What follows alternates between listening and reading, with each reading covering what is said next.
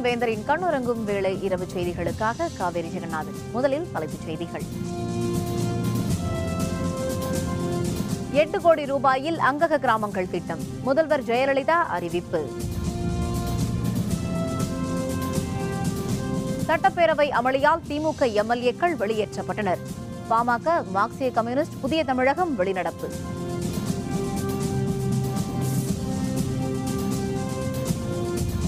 வெற்றிகரமாக விண்ணில் நிலைநிறுத்தப்பட்டது ஆஸ்ட்ரோசாட். இஸ்ரோ விஞ்ஞானிகளுக்கு பிரதமர் மற்றும் தலைவர்கள் பாராட்டு. காவிரியில் உடனடியாக 48 டிஎம்சி தண்ணீர் விட தமிழகம் வலியுறுத்தல். முடியாது என்று காவிரி கூட்டத்தில் கர்நாடகம் திட்டவட்டம். இயற்கை பண்ணை முறையை விவசாயிகளிடம் பரப்பும் வகையில் 8 கோடி ரூபாய் செலவில் அங்கக கிராமங்கள் திட்டம் செயல்படுத்தப்படும் என்று சட்டப்பேரவையில் இன்று முதல்வர் ஜெயலலிதா அறிவித்தார். சட்டப்பேரவையில் விதி எண் 110 கீழ் அறிக்கை ஒன்றை வாசித்த முதல்வர் ஜெயலலிதா, பண்ணை இயந்திரங்கள், கருவிகள் வாங்குவதற்கு கடந்த 4 ஆண்டுகளில் விவசாயிகளுக்கு 245 கோடி ரூபாய் மானியம் வழங்கப்பட்டுள்ளதாகவும் இந்த ஆண்டு 80 கோடி ரூபாய் மானியம் வழங்கப்படும் என்றும் தெரிவித்தார். மேலும் மாநிலம் முழுவதும் வேளாண் பயிர்களில் நவீன தொழில்நுட்பங்களை புகுத்தும் வகையில் 3,25,000 ஏக்கர் நிலங்களில் செயல் விளக்கங்கள் அமைக்கப்படும் என்றார். இயற்கை பண்ணையை முறையை பிரபலப்படுத்தும் வகையில் 8 கோடி ரூபாய் செலவில் அங்கக கிராமங்கள் திட்டம் செயல்படுத்தப்பட இருப்பதாகவும் அப்போது அவர் தெரிவித்தார். பாரம்பரிய இயற்கை வேளாண்மையை ஊக்குவிக்க மானிய விலையில் மண்புழு உரம், அங்கக முறையில் உற்பத்தி செய்யப்படும் விதைகள் கொள்முதல், திரவ உயிர் உரங்கள், பாஸ்பேட் செறிவூட்டப்பட்ட இயற்கை உரங்கள், உயிரி பூச்சிக்கொல்லிகள் உள்ளிட்ட இயற்கை இடுபொருட்கள் பயன்பாட்டை அதிகப்படுத்தி தொகுப்பு அணுகுமுறையில் அங்கக கிராமங்கள் அமைக்கப்படும். இத்திட்டம் சுமார் 8 கோடி ரூபாய் செலவில் செயல்படுத்தப்படும். திருச்சி, மதுரை மாநகருக்கான நீங்களே செய்து பாருங்கள் காய்கறி உற்பத்தி திட்டம், விவசாயிகளுக்கான வெளிநாட்டு கல்வி சுற்றுலா உள்ளிட்ட பல்வேறு திட்டங்களை அறிவித்த ஜெயலலிதா, கடந்த ஆண்டுகளில் 127.95 லட்சம் மெட்ரிக் டன் உணவு தானியம் உற்பத்தி செய்யப்பட்டுள்ளதாகவும், இது கடந்த திமுக ஆட்சியின் அதிகபட்ச உணவு உற்பத்தியை விட 55% அதிகம் என்றும் கூறினார். இஸ்ரேல் உள்ளிட்ட மேலை நாடுகளில் உயரிய அறிவியல் தொழில்நுட்பங்களை பின்பற்றி பயிர் சாகுபடியில் அதிக மகசூல் பெற்று வருகிறார்கள். அதேபோன்று தமிழகத்தில் உள்ள 100 முன்னோடி விவசாயிகளுக்கு தோட்டக்கலை பயிர்களில் நன்கு முன்னேறியுள்ள வெளிநாடுகளுக்கு கல்வி சுற்றுலா ஏற்பாடு செய்யப்படும் என்பதை மகிழ்ச்சியுடன் தெரிவித்துக் கொள்கிறேன். 110 விதியின் கீழ் 2வது அறிக்கை ஒன்றை வாசித்த ஜெயலலிதா, மகளிர் சுய உதவிக்குழு பயிற்றுநர்களுக்கு அம்மா கைபேசி திட்டம் என்ற புதிய திட்டத்தின் கீழ் சிறப்பு மென்பொருள் கொண்ட கைபேசிகள் வழங்கப்படும் என்று தெரிவித்தார். தொடர்ந்து 110 விதியின் கீழ் அவர் 3வது வாசித்த அறிக்கையில் திருச்சி, திருப்பூர், கோவையில் சைக்கிள்களுக்கான தனிப்பாதை, புதிய மேம்பால திட்டங்கள் உள்ளிட்ட அறிவிப்புகளையும் வெளியிட்டார். இதனிடையே 110 விதியின் கீழ் செய்யப்படும் அறிவிப்புகளை விமர்சித்து திமுக உறுப்பினர்கள் வெளிநடப்பில் ஈடுபட்டனர். பின்னர் அவை நடவடிக்கைகளில் பங்கேற்ற திமுகவினர் திமுக தலைவர் கருணாநிதி பற்றி ஆலந்தூர் அதிமுக எம்எல்ஏவான வெங்கட்ராமன் கூறிய கருத்துக்களை அவை குறிப்பில் இருந்து நீக்க வலியுறுத்தினர். இதற்கு அனுமதி மறுக்கப்பட்டதை அடுத்து அமளி ஏற்பட்டதால் திமுக உறுப்பினர்கள் அனைவரும் பேரவையில் இருந்து வெளியேற்றப்பட்டனர். ஒரு உறுப்பினர் எங்களை பார்த்து சொல்லுகிறார், திமுகவுக்கு பேச தெரியவில்லை, நாங்கள் அந்த உறுப்பினர் சொன்ன வார்த்தைகளை நீக்க வேண்டும் என்று சொன்னோம். ஆனால் அதை கேளாக்காதவராக இருந்த காரணத்தால், நாங்கள் திருப்பி திருப்பி சொன்ன காரணத்தால் எங்களை போலீஸை விட்டு வெளியேற்றியிருக்கிறார் சபாநாயகர். முன்னதாக சிறப்பு கவன ஈர்ப்பு தீர்மானங்களுக்கு அனுமதி மறுக்கப்பட்டதை கண்டித்து பாமக, மார்க்சிய கம்யூனிஸ்ட், புதிய தமிழகம் கட்சி உறுப்பினர்கள் வெளிநடப்பு செய்தனர். கவன ஈர்ப்பு தீர்மானத்தில் நாங்கள் எழுப்பியிருந்த பிரச்சனைக்கு பதிலே சொல்லாமல் அரசு அனுமதி அளித்திருக்கிறது, மணல் எடுத்துக்கொண்டிருக்கிறார்கள் என்றுதான் அவர்கள் பதில் சொன்னார்கள். அரசு சொல்லக்கூடிய பதில் உண்மையும் அல்ல, ஏற்கத்தக்கதும் அல்ல. அங்கே நடப்பது என்னவோ அதை மறைத்து பேசுகிறார்கள். அதை கண்டித்து இந்த பதில் திருப்தி அளிக்கவில்லை என்று சொல்லி இன்றைக்கு நாங்கள் வெளிநடப்பு செய்திருக்கிறோம். உதாரணத்துக்கு சொல்லணும்னா காவேரி பிரச்சனை, மீனவர் பிரச்சனை, பேருந்துகள் எல்லாம் சரியில்லாத சூழ்நிலையில் ஒரு பெண் பேருந்திலிருந்து கீழே விழுந்த பிரச்சனை, சுற்றுச்சூழலை பாதிக்கின்ற அளவில் மெர்க்குரி கழிவுகளை அப்புறப்படுத்த வேண்டிய பிரச்சனைகள் குறித்தெல்லாம் கவன ஈர்ப்பு கொடுத்திருக்கிறேன் என்று சொன்னதற்கு உட்காருங்க அவ்வளோதான் எடுக்க முடியும் என்று சொல்லி பொதுமக்களின் அடிப்படை பிரச்சனைகளை பேசுவதற்கு உரிமைகள் மறுக்கப்பட்டதின் காரணத்தினால் பாட்டாளி மக்கள் கட்சி இந்த போக்கினை கண்டித்து வெளிநடப்பு செய்கிறது. சட்டமன்றத்தை கூட்டிய பிறகு சட்டமன்றத்திலே பேசாமல் வெளிநடப்பு செய்கிறார்கள், வீட்டுக்கு போய்விடுவார்கள் என்று கொச்சையாக கேலியாக எதிர்க்கட்சிகளை பார்த்து பேசியதை அவைக்குறிப்பிலிருந்து நீக்க வேண்டும் என்று திராவிட முன்னேற்றக் கழகத்தினுடைய உறுப்பினர்கள் பேரவைத் தலைவரிடத்தில் இருக்கைக்கு சென்று வலியுறுத்தினார்கள். அதை கூட ஏற்றுக்கொள்ளாமல் உடனடியாக அவர்களை இன்று ஒட்டுமொத்த அவை நடவடிக்கையிலிருந்து வெளியேற்றம் செய்திருக்கிறார்கள். அதை கண்டிக்கக்கூடிய வகையில் புதிய தமிழகம் கட்சியின் சார்பாகவும் வெளிநடப்பு செய்திருக்கிறார். PSLV C-30 ராக்கெட் மூலம் இன்று காலை விண்ணில் செலுத்தப்பட்ட ஆஸ்ட்ரோசாட் செயற்கைக்கோள் பூமியில் இருந்து 650 கிலோமீட்டர் தொலைவில் விண்ணில் வெற்றிகரமாக நிலைநிறுத்தப்பட்டது. இது பற்றிய கூடுதல் விவரங்களை தருகிறார் நமது செய்தியாளர் கோபிநாத். விண்வெளியில் உள்ள எக்ஸ்ரே மற்றும் புற ஊதா கதிர்களின் இயக்கம், நட்சத்திரங்கள் மற்றும் மற்ற கோள்களின் இயக்கம் உள்ளிட்ட வானிலை ஆய்வுகளை மேற்கொள்வதற்கென பிரத்யேகமாக வடிவமைக்கப்பட்ட ஆஸ்ட்ரோசாட் செயற்கைக்கோளானது PSLV C-30 ராக்கெட்டின் உதவியுடன் ஸ்ரீஹரிகோட்டாவில் உள்ள சதீஷ் தவன் விண்வெளி ஏவுதளத்திலிருந்து இன்று வெற்றிகரமாக விண்ணில் ஏவப்பட்டது. இந்த செயற்கைக்கோளுடன் அமெரிக்கா, இந்தோனேஷியா, கனடா நாடுகளைச் சார்ந்த 6 செயற்கைக்கோள்களும் வெற்றிகரமாக விண்ணில் செலுத்தப்பட்டன. இந்த 7 செயற்கைக்கோள்களும் பூமியிலிருந்து சுமார் 25 நிமிட பயணத்திற்கு பிறகு பூமியின் நீள்வட்ட பாதையில் வெற்றிகரமாக நிலைநிறுத்தப்பட்டன. மேலும் இதுவரை மற்ற நாடுகள் அனுப்பிய செயற்கைக்கோள்கள் அனைத்தும் குறைந்த அலைவரிசைகளை கண்காணிக்க மட்டுமே பயன்பட்டு வந்தன. ஆனால் ஆஸ்ட்ரோசாட்டானது குறைந்த அதிக அளவிலான எக்ஸ்ரே கதிர்கள் மற்றும் புற ஊதா கதிர்களை கண்காணிக்க பயன்படும். இந்திய விண்வெளி ஆராய்ச்சி மையத்தின் தொடர் வெற்றிகள் இந்தியாவை உலக நாடுகள் மத்தியில் மேலும் உயரத்திற்கு கொண்டு சென்றுள்ளது. வேந்தர் செய்திகளுக்காக ஸ்ரீஹரிகோட்டாவில் இருந்து கோபிநாத். தற்பொழுது விண்ணில் நிலைநிறுத்தப்பட்டுள்ள இந்த செயற்கைக்கோள் இதுவரை செலுத்தப்பட்ட செயற்கைக்கோள்களை விட தனித்துவம் வாய்ந்தது என்று இஸ்ரோ தலைவர் கிரண்குமாரும் செயற்கைக்கோள் மைய இயக்குனர் மயில்சாமி அண்ணாதுரையும் தெரிவித்தனர். AstroSat has come at the right time because it is giving a unique opportunity with a set of data which others do not have of this category. In the near future, one of the X-ray payloads capability is much better than what is going to be launched few years from now. விண்வெளியில் பல நிகழ்வுகள் நடக்குது. அந்த நிகழ்வு நடக்கிறது வெறுமனே கண்ணில் மட்டும் பார்த்தா சொல்ல முடியாது. அதாவது சில ஒலிகளைகள் கூட சில காதில் கூட கேட்க முடியாது, அல்ட்ராசவுண்ட் அப்படிம்பாங்க. அதே மாதிரி நம்ம கண்ணில் பார்க்குறதும் தாண்டி எக்ஸ் கதிர்கள், ஊதா கதிர்கள், அந்த கதிர்களில் பார்க்கும் பொழுது வெளிமண்டலத்தில் என்ன மாதிரி நிகழ்வுகள் நடக்கிறது அப்படிங்கிறத நம்ம தெரிஞ்சுக்க முடியும்.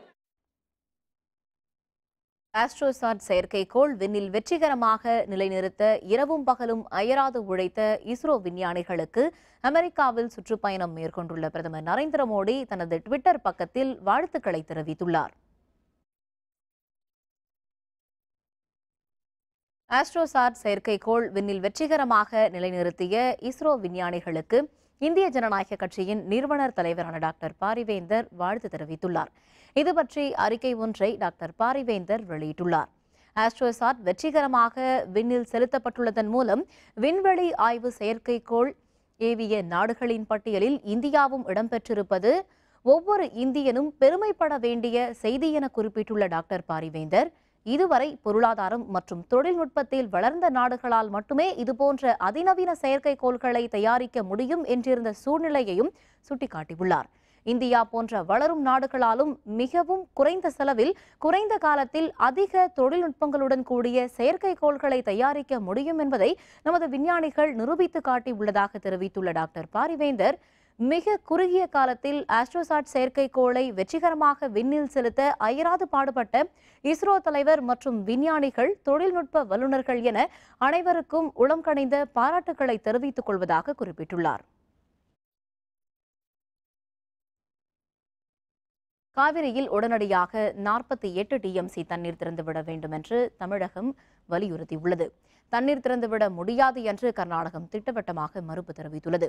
தில்லியில் காவிரி மேற்பார்வை குழுவின் கூட்டம் மத்திய நீர்வளத்துறை செயலர் சசிசேகர் தலைமையில் நடைபெற்றது. கூட்டத்தில் தமிழகம் மற்றும் கர்நாடகம் சார்பில் அலுவலர்கள் பங்கேற்றனர். தமிழகத்தின் சார்பில் தலைமைச் செயலர் கே ஞானதேசிகன், பொதுப்பணித்துறை செயலர் NS பழனியப்பன் ஆகியோர் பங்கேற்றனர். தமிழகத்திற்கு 95 TMC தண்ணீர் தேவை என்றும் ஏற்கனவே திறந்துவிட வேண்டிய நிலுவை அளவான 48 TMC தண்ணீரை உடனடியாக திறந்துவிட கர்நாடகத்திற்கு உத்தரவிட வேண்டும் என்றும் தமிழகம் சார்பில் வலியுறுத்தப்பட்டுள்ளது.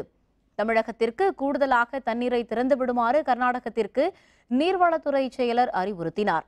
கர்நாடகத்தில் வறட்சி நிலவுவதாக தெரிவித்த கர்நாடகம் வறட்சி கால விதிமுறைப்படிதான் தமிழகத்திற்கு தண்ணீரை திறந்துவிட முடியும் என்று தெரிவித்துள்ளது. நிலக்கரி சுரங்க முறைகேட்டு வழக்கில் முன்னாள் பிரதமர் மன்மோகன் சிங்கிற்கு சம்மன் அனுப்பிய CBI எதிர்ப்பு தெரிவித்துள்ளது. நிலக்கரி சுரங்க ஒதுக்கீட்டில் நடைபெற்ற முறைகேடு தொடர்பான வழக்கு உச்சநீதிமன்ற மேற்பார்வையில் தில்லி CBI சிறப்பு நீதிமன்றத்தில் நடைபெற்று வருகிறது. வழக்கு விசாரணையின் போது முன்னாள் பிரதமர் மன்மோகன் சிங்கிற்கு சம்மன் அனுப்ப வேண்டும் என ஜார்க்கண்ட் மாநில முன்னாள் முதல்வர் மதுகோடா தரப்பில் மனு தாக்கல் செய்யப்பட்டது. அதுகுறித்து விளக்கம் அளிக்குமாறு CBIக்கு உத்தரவிடப்பட்டது. அதனையடுத்து CBI தரப்பு வழக்கறிஞர் மன்மோகன் சிங்கிற்கு சம்மன் அனுப்ப எந்த முகாந்திரமும் இல்லை என்று வாதிட்டார். ஜிண்டாலுக்கு சுரங்கம் ஒதுக்கியதில் மன்மோகன் சிங் உள்நோக்கத்துடன் செயல்படவில்லை என்றும் CBI தரப்பில் வாதிடப்பட்டது. அந்த மனு மீது அக்டோபர் 16ஆம் தேதி உத்தரவிடப்படும் என்று நீதிமன்றம் தெரிவித்துள்ளது. CBIயின் இந்த அறிவிப்பிற்கு காங்கிரஸ் மகிழ்ச்சி தெரிவித்துள்ளது. Dr. Manmohan Singh has a reputation of completely white and completely clean reputation. Is probably the cleanest politician this country has, or amongst the cleanest. And therefore, any allegation against him was only politically motivated. And we are happy that even the CBI has now come to the same point of view. அலுவலர்களால் நேரிட்ட மன அழுத்தமே காரணம். விஷ்ணுபிரியாவின் நண்பர் புகார். விவரம் விளம்பர இடைவேளைக்கு பிறகு.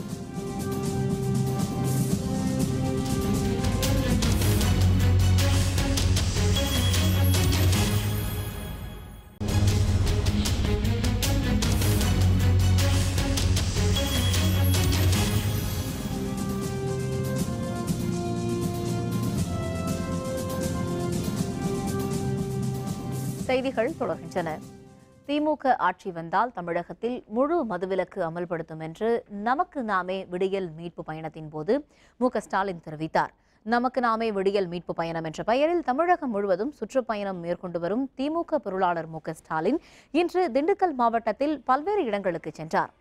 வத்தலக்குண்டுவில் தனது பயணத்தை தொடங்கிய அவர் நிலக்கோட்டை, சிலுக்குவார்பட்டி உள்ளிட்ட பகுதிகளுக்கு சென்று மக்களை சந்தித்து குறைகளை கேட்டறிந்தார்.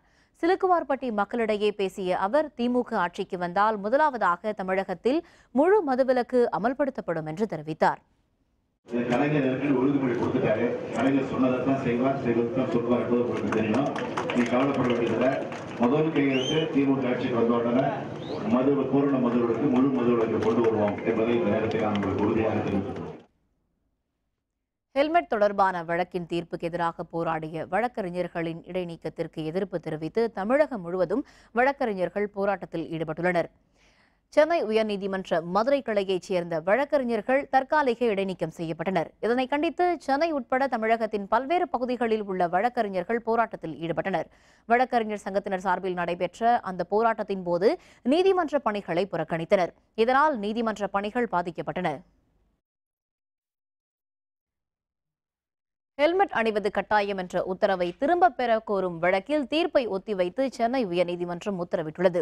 இருசக்கர வாகன ஓட்டிகளும் பின்னால் அமர்ந்து செல்வோரும் ஹெல்மெட் அணிவது கட்டாயம் என்று சென்னை உயர்நீதிமன்றம் உத்தரவிட்டது. அந்த உத்தரவை திரும்பப் பெற வேண்டும் என்று வலியுறுத்தி மூத்த வழக்கறிஞரான முத்துகிருஷ்ணன் என்பவர் மனு தாக்கல் செய்தார்.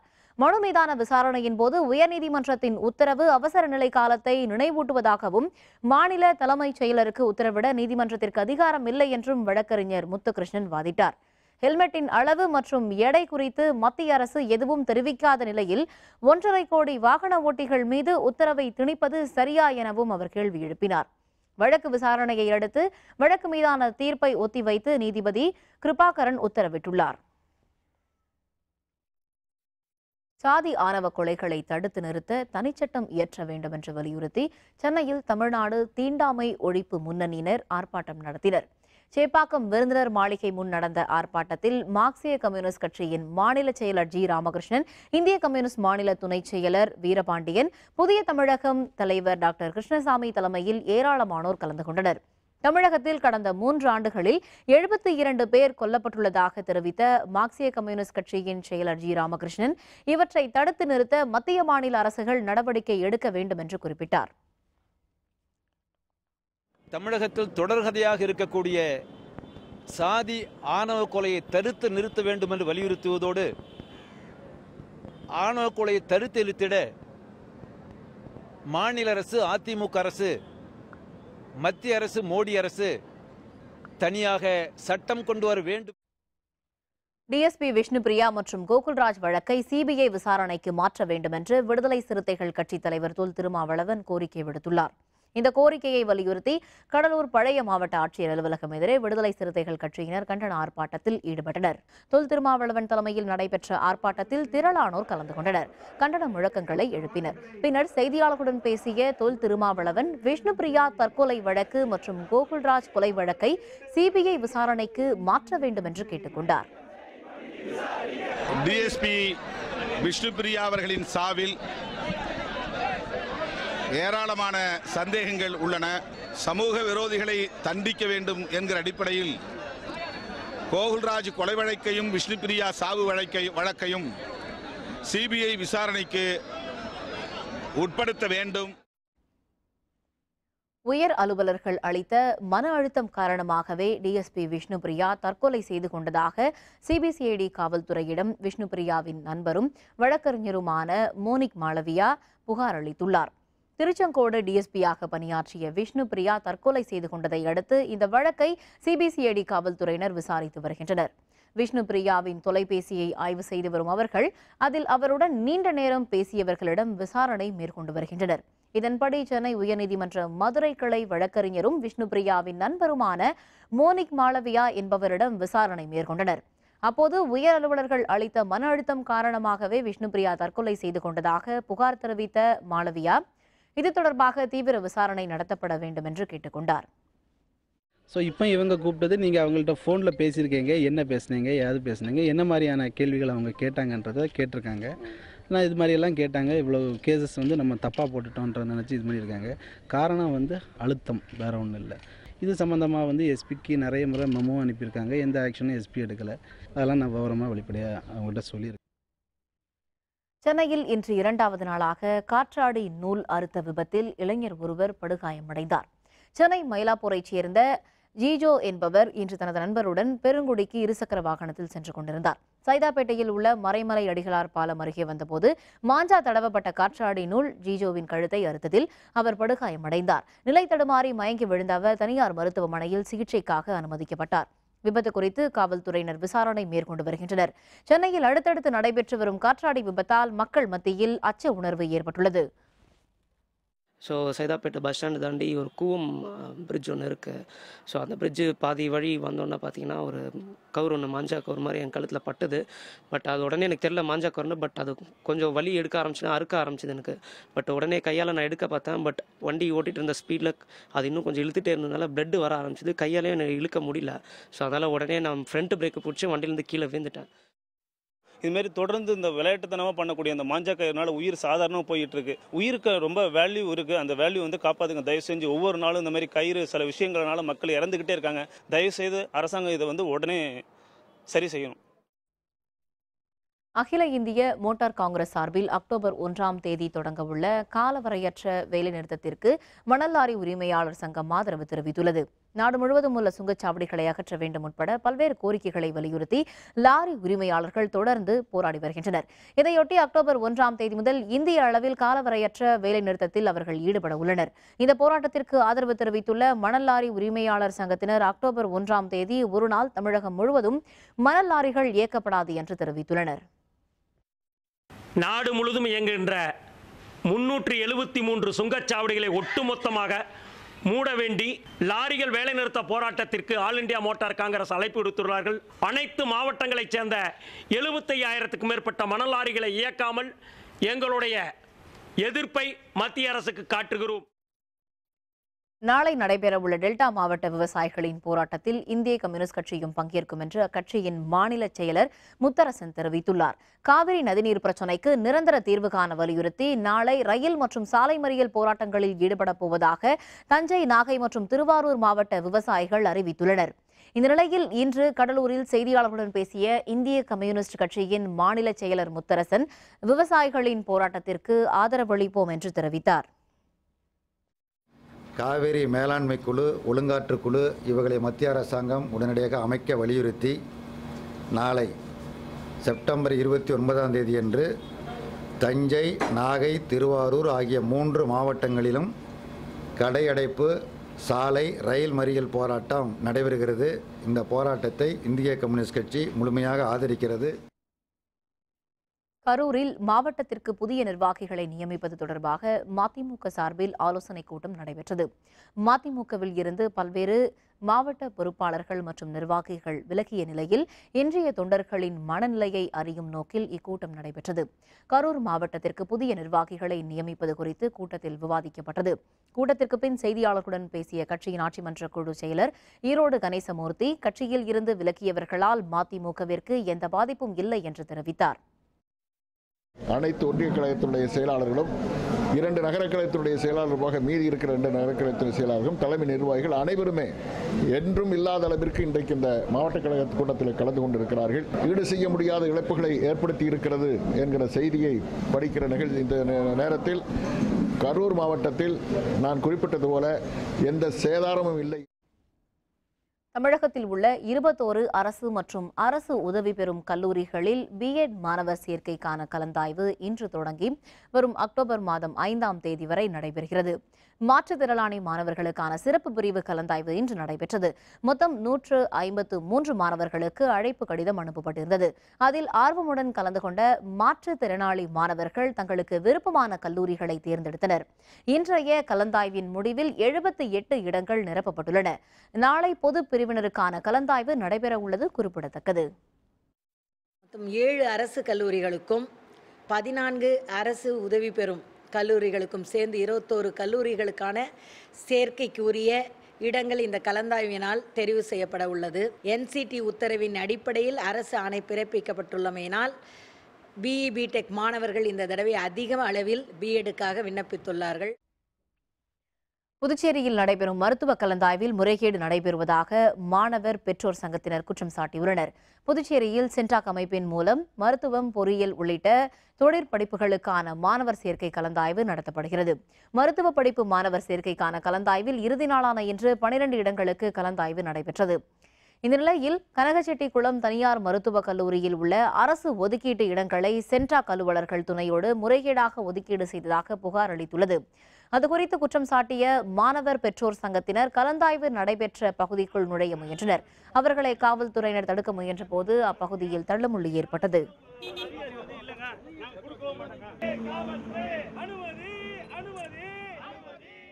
உச்சநீதிமன்றத்தின் ஆணையின்படி வழங்கப்பட்ட தீர்ப்பையும் அந்த சென்டாக் நிர்வாகத்திலேருந்து அரசாங்கப்பட்ட உத்தரவையும் இதுவரைக்கும் பிம்ஸ் மருத்துவக் கல்லூரி மதிக்கல. எல்லாம் அந்த மருத்துவக் கல்லூரிக்கு துணை போகிறதா தெரியுது. இந்த 36 சீட்டுகளை பெறும் வரை நாங்கள் கடைசி வரையில் போராடுவோம். காஞ்சிபுரம் மாவட்டம் செம்மஞ்சேரி பகுதியில் உள்ள அரசு ஆரம்ப சுகாதார நிலையத்தில் தவறான சிகிச்சையால் குழந்தை உயிரிழந்ததாக கூறி அப்பகுதி மக்கள் சாலை மறியல் போராட்டத்தில் ஈடுபட்டனர். சென்னை அருகில் உள்ள சோழிங்கநல்லூரை அடுத்த செம்மஞ்சேரி பகுதியில் உள்ள சுனாமி குடியிருப்பைச் சேர்ந்த சரவணன் சலவை தொழில் செய்து வருகிறார். பிறந்து 3 மாதங்களான அவருடைய குழந்தை திவ்யஸ்ரீயை அதே பகுதியில் உள்ள அரசு ஆரம்ப சுகாதார நிலையத்தில் கடந்த வாரம் சிகிச்சைக்காக அவர் சேர்த்துள்ளார். இந்த நிலையில் மருத்துவ உதவியாளர்கள் அளித்த தவறான சிகிச்சையால் குழந்தை உயிரிழந்ததாக கூறி குழந்தையின் உறவினர்கள் உட்பட திரளான மக்கள் ராஜீவ்காந்தி சாலையில் மறியலில் ஈடுபட்டனர். 2 மணி நேரத்திற்கும் மேலாக போக்குவரத்து பாதிக்கப்பட்டதை அடுத்து அப்பகுதிக்கு வந்த அடையாறு பகுதி துணை ஆணையரின் வாக்குறுதியை ஏற்று போராட்டம் கைவிடப்பட்டது. திருவள்ளூர் மாவட்டத்தில் உள்ள கொற்றலை ஆற்றில் செயல்பட்டு வரும் அரசு மணல் குவாரிக்கு எதிர்ப்பு தெரிவித்து போராட்டத்தில் ஈடுபட முயற்சித்தவர்கள் கைது செய்யப்பட்டனர். ஊத்துக்கோட்டை வட்டம் அகரம்கண்டியில் உள்ள கொற்றலை ஆற்றில் செயல்பட்டு வரும் அரசு மணல் குவாரியில் குறிப்பிட்ட அளவிற்கு அதிகமாக மணல் அள்ளப்படுவதாக அந்த பகுதி மக்கள் குற்றம் சாட்டியுள்ளனர். பலமுறை மாவட்ட நிர்வாகத்திடம் மனு அளித்தும் உரிய நடவடிக்கை எடுக்கப்படாததால் ஆற்றில் இறங்கி போராட முயன்ற திரளான பெண்களை காவல்துறையினர் கைது செய்தனர். கொசத்தலை ஆற்றை பாதுகாப்பு இயக்கத்தின் சார்பாக 3 மாத காலமாக தொடர்ச்சியான போராட்டத்தை நடத்தி இன்றைக்கு ஆற்றிலே குடியேறுகின்ற போராட்டத்தை அறிவித்திருக்கார்கள். மரியாதைக்குரிய மாவட்ட ஆட்சியரிடத்திலே பேச்சுவார்த்தை நடத்தி 1 வார காலத்தில் நிறுத்தப்படாததால் மீண்டும் மக்கள் கொதித்தெழுந்து 7 கிராமத்துக்கு 7 பஞ்சாயத்தை சேர்ந்த மக்கள் இந்த போராட்டத்தில் குதித்திருக்கார்கள். காவிரி மேலாண்மை வாரியம் அமைக்க வேண்டும் என்று வலியுறுத்தி நாகப்பட்டினம் அருகில் உள்ள பெட்ரோலிய ஆலையை முற்றுகையிட்டு விவசாயிகள் போராட்டம் நடத்தினர். நாகப்பட்டினம் மேலவாஞ்சியூர் பகுதியில் இருந்து காவிரி உரிமை மீட்புக்குழு ஒருங்கிணைப்பாளர் மணியரசன் தலைமையில் பல்வேறு விவசாய அமைப்புகளைச் சேர்ந்த விவசாயிகள் ஊர்வலமாக சென்றனர். சம்பா சாகுபடி செய்யப்பட்டுள்ள டெல்டா மாவட்டங்களில் பாசனத்திற்கு போதிய நீரின்றி தவித்து வருவதாக விவசாயிகள் குற்றம் சாட்டியுள்ளனர். ஊர்வலத்தின் போது காவிரி நீர் தர மறுக்கும் கர்நாடக அரசை கண்டித்து அவர்கள் முழக்கங்கள் எழுப்பினர். ஊர்வலமாக சென்ற விவசாயிகள் காவிரி மேலாண்மை வாரியம் அமைக்க மத்திய அரசை வலியுறுத்தி பனங்குடி பகுதியில் உள்ள மத்திய அரசுக்கு சொந்தமான பெட்ரோலிய ஆலையை முற்றுகையிட்டு போராட்டம் நடத்தினர். 16 லட்சம் ஏக்கரில் சம்பா சாகுபடி தொடங்கி பாழ்படுமோ என்ற அச்சத்தில் கதிகலங்கி விவசாயிகள் கிடக்கிறார்கள்.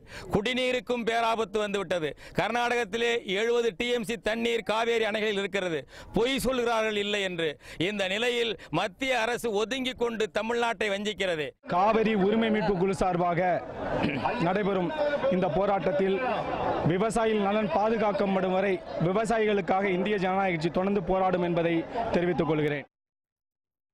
கட்டிய பணத்தை திருப்பி தராத தனியார் நிதி நிறுவனத்தை கண்டித்து திருச்சியில் பணம் முதலீடு செய்தவர்கள் சாலை மறியல் போராட்டத்தில் ஈடுபட்டனர்.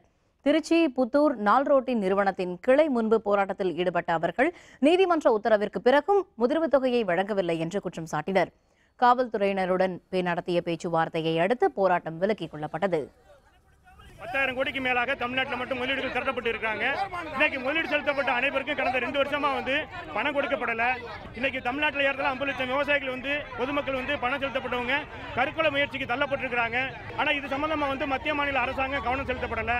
எனவே மத்திய மாநில அரசாங்கம் மேலும் காலம் தாழ்த்தாம முதலீடு செலுத்தப்பட்ட அனைவருக்கும் உடனடியாக முதலீடுகளை வாங்கி கொடுக்க நடவடிக்கை எடுக்கணும். காஞ்சிபுரத்தில் இன்று சுமார் 2 மணி நேரத்திற்கும் மேலாக கனமழை பெய்ததால் சாலைகளில் வெள்ள நீர் பெருக்கெடுத்து ஓடியது. காஞ்சிபுரம் மாவட்டத்தில் கடந்த 3 நாட்களாகவே வெயிலின் தாக்கம் அதிகரித்து வந்த நிலையில் இன்று திடீரென மழை பெய்தது. சுமார் 2 மணி நேரத்திற்கும் மேலாக பெய்த இந்த தொடர் கனமழையால் சாலைகளில் வெள்ள நீர் பெருக்கெடுத்து ஓடியது. மழையால் வெயிலின் தாக்கம் குறைந்ததாலும் கழிவுநீர் கால்வாய் மூடிகள் திறந்து கிடப்பதால் மழைநீரில் கழிவுநீர் கலப்பதாக பொதுமக்கள் கவலை தெரிவித்தனர்.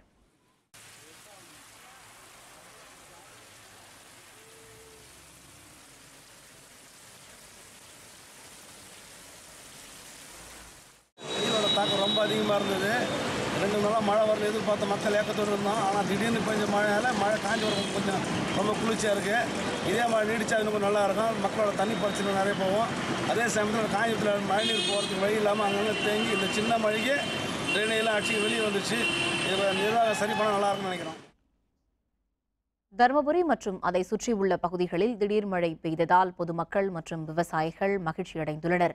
தருமபுரியில் கடந்த சில தினங்களாக வெயில் வாட்டி எடுத்த காரணத்தால் பொதுமக்கள் அவதிப்பட்டு வந்தனர். இந்த நிலையில் இன்று மாலை வானம் மேகமூட்டத்துடன் காணப்பட்டதை அடுத்து லேசான சாரல் மழையுடன் தொடங்கி கனமழையாக 1 மணி நேரம் வரை மழை பெய்தது.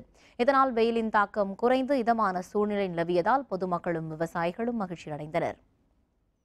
கிருஷ்ணகிரி மாவட்டத்தில் கடந்த சில நாட்களாகவே வெயிலின் தாக்கம் அதிகரித்தது. அனல் காற்று வீசி வந்த நிலையில் இன்று சாரல் மழை பெய்ததால் வெப்பம் தணிந்து குளிர்ந்த காற்று வீசியது. கிருஷ்ணகிரி, காவேரிப்பட்டினம், குந்தாரப்பள்ளி ஆகிய பகுதிகளில் காலை முதலே வானம் மேகமூட்டத்துடன் காணப்பட்டது. பின்னர் திடீரென மழை பெய்தது. சில மணி நேரம் நீடித்த இந்த சாரல் மழையால் வெப்பம் தணிந்தது. மாலத்தீவு அதிபர் பயணம் செய்த படகில் குண்டுவெடிப்பு. அதிபரின் மனைவி காயம். விவரம் விளம்பர இடைவேளைக்கு பிறகு.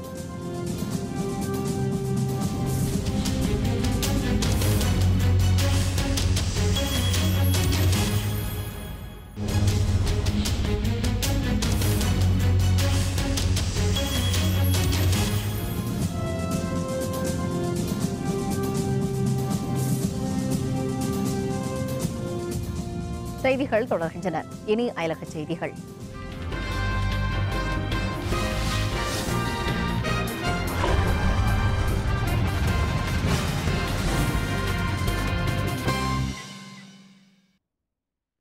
மாலத்தீவு அதிபர் அப்துல்லா யமீன் பயணம் செய்த படகில் நேரிட்ட குண்டுவெடிப்பில் அதிபரின் மனைவி காயமுற்றார்.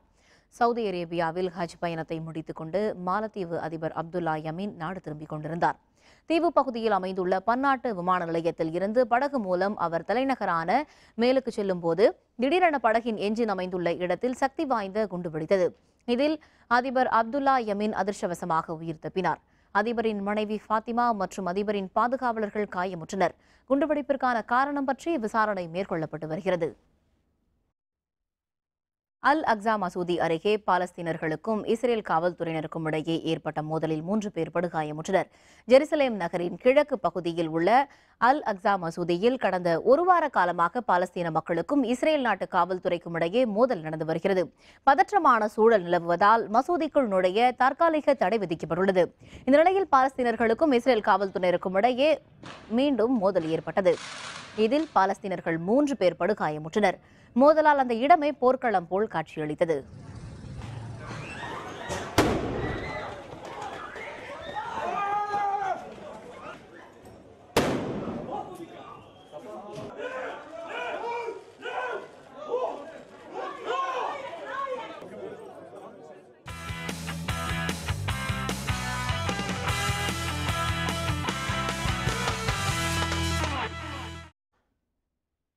இந்திய அணியின் சுழற்பந்து வீச்சை சமாளித்து வெற்றி பெறுவோம் என தென்னாப்பிரிக்க கிரிக்கெட் அணியின் பயிற்சியாளர் ரசெல் டொமிங்கோ தெரிவித்துள்ளார்.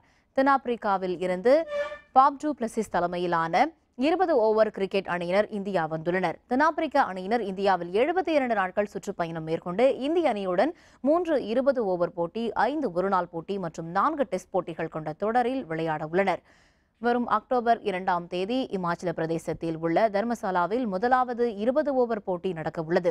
இதுபற்றி பேசிய தென்னாப்பிரிக்க அணி பயிற்சியாளர் டொமிங்கோ, இதுதான் எனது முதல் இந்திய சுற்றுப்பயணம். எனது பயிற்சியில் வீரர்கள் களமிறங்கப் போவது தனக்கு உரிய புதிய சவாலாக உள்ளதாக தெரிவித்தார். மேலும் இந்திய வீரர்களின் வேகப்பந்து வீச்சு தாக்குதலை எளிதாக எதிர்கொண்டு விட்டால் பின்னர் அவர்களின் சுழற்பந்து வீச்சு ஆதிக்கத்தை சமாளித்து சிறப்பாக ஆட முடியும் என்று அவர் தெரிவித்தார்.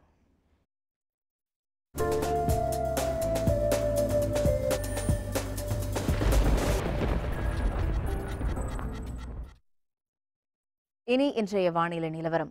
தமிழகம் மற்றும் புதுச்சேரியில் வானம் பொதுவாக மேகமூட்டத்துடன் காணப்படுவதால் ஒரு சில இடங்களில் மழை அல்லது இடியுடன் கூடிய மழை பெய்ய வாய்ப்பிருப்பதாக சென்னை வானிலை ஆய்வு மையம் தெரிவித்துள்ளது. இனி முக்கிய நகரங்களில் பதிவான தட்பவெப்பநிலையை பார்க்கலாம். சென்னையில் அதிகளவாக 35 டிகிரி செல்சியஸும் குறைந்த அளவாக 25 டிகிரி செல்சியஸ் வெப்பநிலையும் பதிவானது. மதுரை அதிகளவு 37, குறைந்த அளவு 22. கோயம்புத்தூர் அதிகளவு 34, குறைந்த அளவு 21. திருச்சி அதிகளவு 38, குறைந்த அளவு 22. திருநெல்வேலி அதிகளவு 35, குறைந்த அளவு 25. சேலம் அதிகளவு 35, குறைந்த அளவு 22. புதுச்சேரி அதிகளவு 34, குறைந்த அளவு 25. வேலூர் அதிகளவு 33, குறைந்த அளவு 24. உதகை அதிகளவு 22, குறைந்த அளவு 14. கொடைக்கானல் அதிக அளவு 19, குறைந்த அளவு 12. இனி நாட்டின் பிற நகரங்களின் வெப்பநிலையை பார்க்கலாம். தில்லி அதிக அளவு 35, குறைந்த அளவு 24. மும்பை அதிக அளவு 33, குறைந்த அளவு 23. கொல்கத்தா அதிக அளவு 35, குறைந்த அளவு 26. ஹைதராபாத் அதிக அளவு 33, குறைந்த அளவு 21. பெங்களூருவில் அதிக அளவாக 31 டிகிரி செல்சியஸும் குறைந்த அளவாக 20 டிகிரி செல்சியஸ் வெப்பநிலையும் பதிவாகியுள்ளது. மீண்டும் தலைப்புச் செய்திகள். 8 கோடி ரூபாயில் அங்கக கிராமங்கள் திட்டம், முதல்வர் ஜெயலலிதா அறிவிப்பு. சட்டப்பேரவை அமளியால் திமுக எம்எல்ஏக்கள் வெளியேற்றப்பட்டனர். பாமக, மார்க்சிய கம்யூனிஸ்ட், புதிய தமிழகம் வெளிநடப்பு.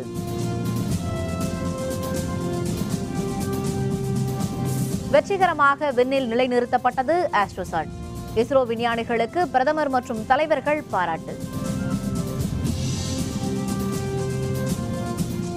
காவிரியில் உடனடியாக 48 டிஎம்சி தண்ணீர் விட தமிழகம் வலியுறுத்தல். முடியாது என்று காவிரி கூட்டத்தில் கர்நாடகம் திட்டவட்டம். இத்துடன் வேந்தரின் கண்ணுறங்கும் வேளை இரவு செய்திகள் நிறைவடைந்தன. மீண்டும் நாளை காலை 8 மணிக்கு இளங்கதிர் காலை செய்திகளில் சந்திப்போம். வணக்கம்.